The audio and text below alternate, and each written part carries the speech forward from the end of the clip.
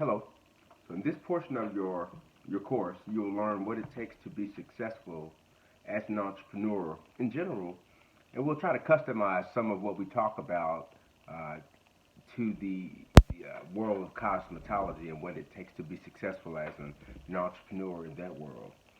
And that's not as a cosmetologist or a nail technician or esthetician or beauty supplies salesperson or someone working within any job in the industry or beauty field. um, you have an opportunity to work for yourself. You have an opportunity to make a lot of money, and what comes with that is also an extraordinary amount of flexibility, and you're generally in a better position than somebody who is an employee, say working at a McDonald's or in many cases even working as a teacher in a high school or middle school or elementary school. And I know that the prospect of having your own business is definitely something that's incredibly lucrative and could certainly make your quality of life better. I think it's the dream of a lot of students in the industry, and it certainly is even the dream of mine. But let me just say this: it takes more than incredible talent, and it takes more than just great people skills to be a successful entrepreneur in any business sector, and especially in the world of cosmetology. I think people often overlook the fact that uh, success in any industry does not happen overnight, and it requires a significant investment, some intentional action to achieve a specific goal, and there are a lot of areas where you need to have some things covered. Uh, but what we'll do in this first portion of the course is we'll just kind of talk overall about the idea of entrepreneurship and some of the things that it takes, and then we'll come back in the latter portions of the course and we'll talk about the importance of deciding how you'll set up a business if you decide to go that way, and how you choose places to work, or how you might go about laying some foundation to start recruiting employees to work for your business or your organization. And then we'll cover a lot of areas in between the two. But I'm going to start with perhaps one of the most maybe well-known things that you have to work on if you want to be successful in the world of cosmetology. And by the way, we're at my home office, and so welcome to my place. I'm not gonna turn the camera around, but anyways, just want you to know. So I might pause the lesson and go and actually change it to some more comfortable attire since I'm home. But let me say this: uh, everybody knows that in the world of cosmetology, you got to have customers, right? And those customers come. You might meet someone, and you have an opportunity to provide the styling service for them. And if you do a good job, they might turn into them. That customer might share that information with a friend who might have given them a compliment about the way that their hairstyle looks, and then those referrals might come in through that particular channel.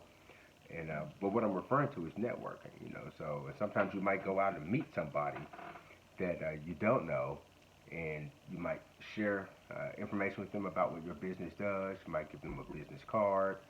You might maybe look a person up on Facebook or send a message, or maybe even post a message on a social media platform like Instagram or Facebook or Snapchat or whatever, trying to market your business.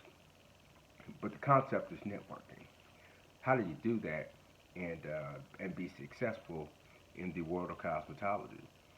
The network is critical in this particular industry because you're in a referral uh, uh, business based industry where most of your business will come by referral, and then at the point that you achieve scalability, then your business brand might be what attracts people to come and receive service at the place that you at your salon or whatever. So, in terms of the kind of network we want to build, starting out as a student, just finishing a program, or if you're going in to the industry with a specific skill that you'd like to help licensed cosmetologists uh, with their salon, or whatever the case is for where you're headed in, in terms of your education and training. You need to have a network of people in the industry who can help you continue to grow and learn while you're starting out. Okay, and that's a critical piece because apprenticeship is very, very, very important in any industry. You need to learn the things that the classroom just can't teach you, and there are a lot of things like that. And I remember when I first finished law school and passed the bar exam, and then I ended up where I worked for Memphis City Schools for a while, labor and employment, and then went on and went on and transitioned from there and worked in a private law firm. And what I realized is, I only knew what I knew, but there's an entire world vastly bigger than what I had really put into perspective when I was, practicing at the office. And so I had a lot to learn that you couldn't learn in law school, such as simple things like where they keep forms for judgments that that have to be filled out by hand, or where do they keep these folders for these unique documents that the judge might ask you to complete for a particular client. And there's no statute or law that says, hey, they keep that over in the box, or next to the jury box or something like that. And so those are things that, working with other lawyers who kind of had been there for a while, it really helped me out. It helped me learn and navigate and find my way around until I could do that on my own. It's the same thing in your industry. You need to find someone or a group of persons to help you develop your skill and to continue to develop your craft, because that is what will earn you money. And if you don't do that, you'll pay the price for it later. Uh, Secondly, you need to build a referral network that will send you customers regularly. This referral network can be partly composed of those mentors that you align with, but this network is going to also come from you getting out in the community and engaging with folks in the industry. You need to build those relationships with people in the industry. Try to find out who every cosmetologist is in the industry, because ultimately, at some point, when you're ready, you're going to start viewing them as your competition. But know your competition. Get to know them. But at this stage, you want to try and convert as many of those people in the industry to potential referrals. And then third, you need to build a network of regular customers, and you need to constantly promote your skills to new potential clients. And so each referral you get, you're going to have to figure out how to capture that referral and keep that referral coming back every 2 weeks or every month, however, whatever the increment is that they come, whatever. So you want that to be like clockwork, and you need to continue to grow that. And so I'm going to pause, I guess, at this point, and also lay the foundation for why the network is critically important. Well, the not only does that help you make money, that's not only your cycle of income comes from your network and how vastly you can convert potential clients or customers in your network into actual customers, but the industry, the cosmetology industry, that C in cosmetology needs to actually be the representative of what the industry has happened the most, and that is change. There are very few industries that change as much as what you will experience in the cosmetology world. Uh, and just to give you an idea, these changes that you have to be prepared for that are unexpected, you have styles and essential skills that will change. And so what you're doing in 2020 might not be happening anymore in 2022. So that could change. If you own a salon, certainly your employees can change very, very often, and they will change at some point.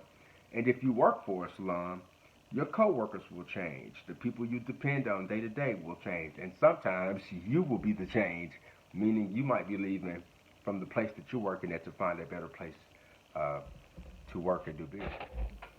So uh, I think it's important, it's very important that you become adaptable and flexible, but at the same time, you have to always be organized and efficient.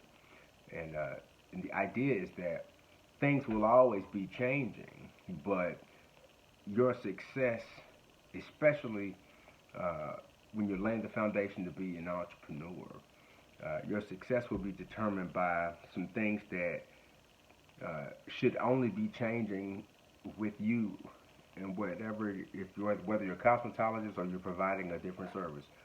Your success will be determined by things that should only change if they're getting better. And let me give you some examples, like the quality and consistency of your work. That shouldn't change unless it gets better. Your time management, same thing. Your customer service, your efficiency, your pricing structure, your location, your branding, your specialty skills, your ability to manage conflict. We don't want those things to change against, out of our control. Sometimes, your location might be out of your control. But when it is in your control, you should pick a good location, and certainly one that's better than the location that you're leaving. If it's When it comes to efficiency, that matters. You know, maybe your first year out, I'm not sure what the standard time is to, braid down hair in preparation for putting on I think it's called sew-in or whatever design or style you're trying to achieve. When you first get in the industry and you're first authorized to do a style or whatever, provide whatever service using your skills, if you're performing that task and it takes a little longer, people generally understand. And for you, it's okay because you're refining your skills, and as you do more or service more clients, you should certainly get better at that, right? But you can't be 5 years in taking that long to do work when the standard might be or should be most likely that you would perform it in a much faster rate. And so the efficiency with which you do your job is important. Like, there are a couple barbers I go to from time to time. I need a haircut right now. But there are a couple barbers I go to from time to time. One guy, he cuts my hair very, very, very fast. I mean, he's very efficient. Uh, but there's a problem. His problem is that sometimes he pays attention to the details, and sometimes he doesn't. And then there's a guy who cuts my hair, uh, kind of, he's like right in the middle. He's definitely not slow, but he's not as fast as the other guy. But he pays attention to detail, and I don't have to, remind him to do things that he's forgotten to do or has overlooked when it comes to my haircut. And then there's the third barber does a good job also, great job. The problem is the reason, and I think he's better than the other two. And if he could cut faster, I would go to him, but I don't because he takes twice as long, sometimes a little more than twice as long, to do the haircut. And so, people are busy. People have families, jobs to go to, things that they have to get handled in their life. They can't waste that extra time and have to pay you for doing your job in a very, very inefficient way. Uh, Customer service should always be getting better. And most of the time when we talk about customer service, we sort of limit that discussion to how you treat people in terms of being nice. And certainly that is part of it. You want to be respectful and kind to your clients. You want to treat them with you want to create a positive experience that they will remember and that makes them excited when they come in and relaxed and more likely to engage their friends to give you a shot to earn their business. But there's another side to customer service. and that side is the organization with which you handle stuff. And so you could be the nicest person. You could offer beverages. You could have a snack when people come in. Your place could look really nice and clean and everything.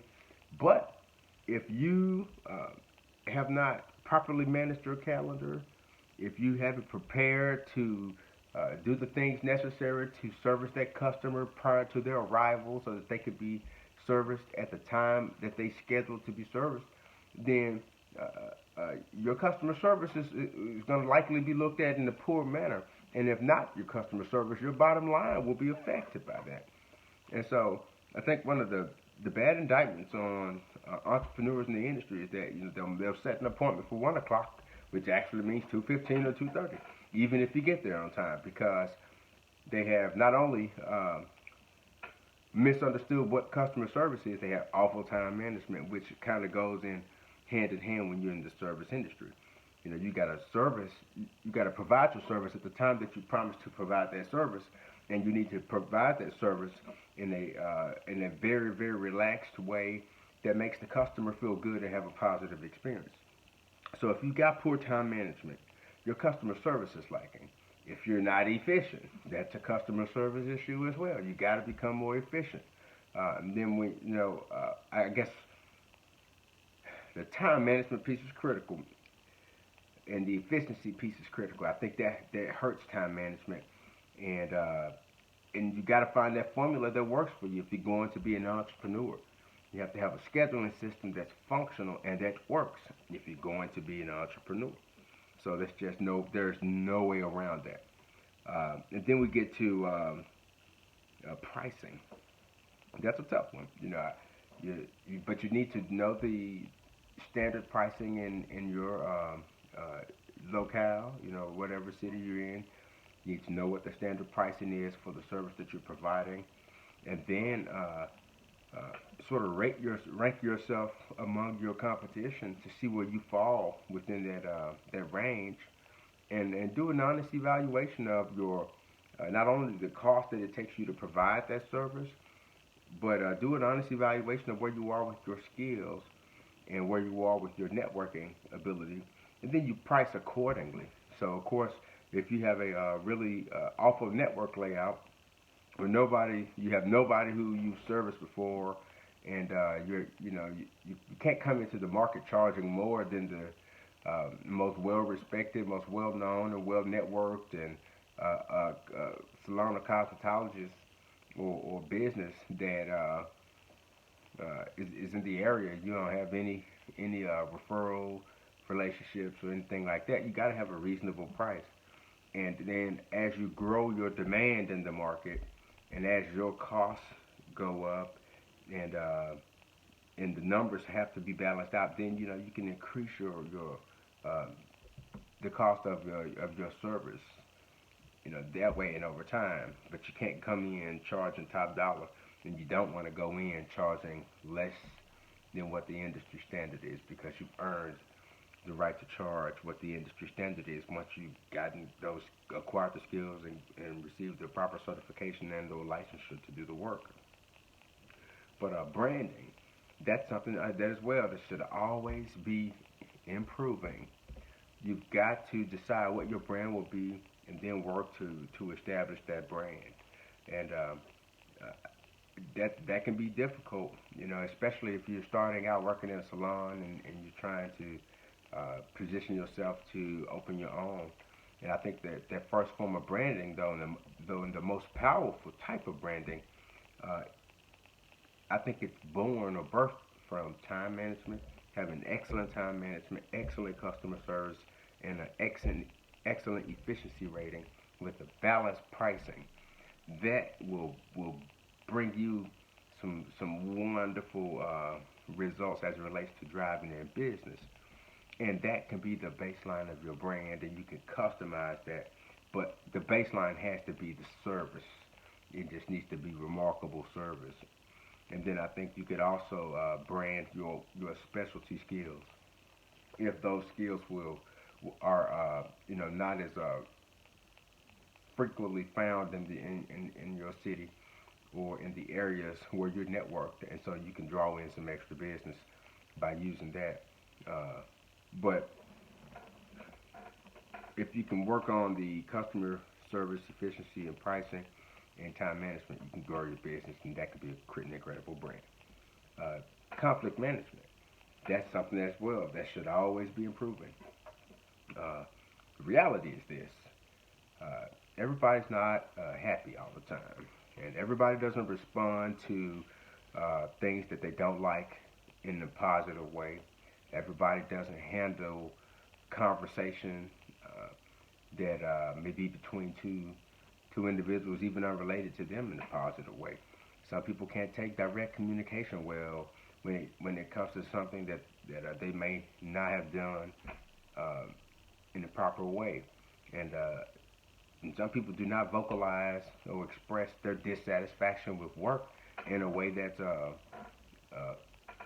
reasonable, and that people, you can sit down and talk about it and work through a problem. It doesn't always happen like that.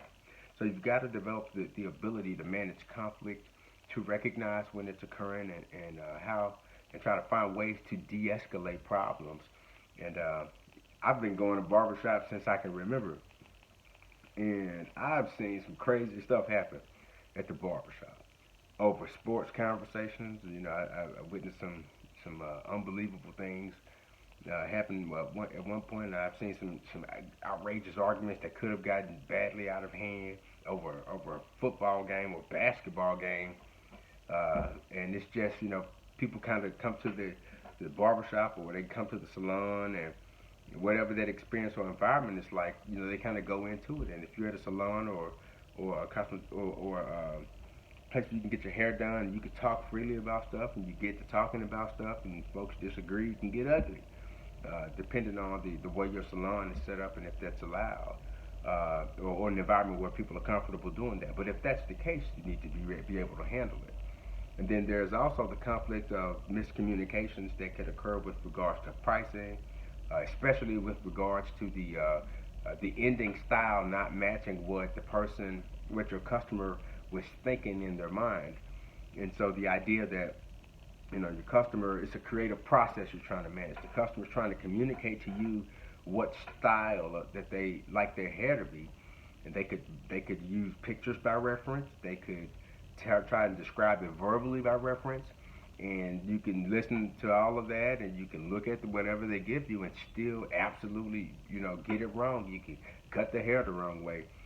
You can my girlfriend, every time she goes to get her haircut, I'm ready to hear what she has to say when she gets back, because I know even if I don't want to hear it, she's going to talk about it for the next hour about how unhappy she is with her haircut, and it never fails. It doesn't matter where she goes.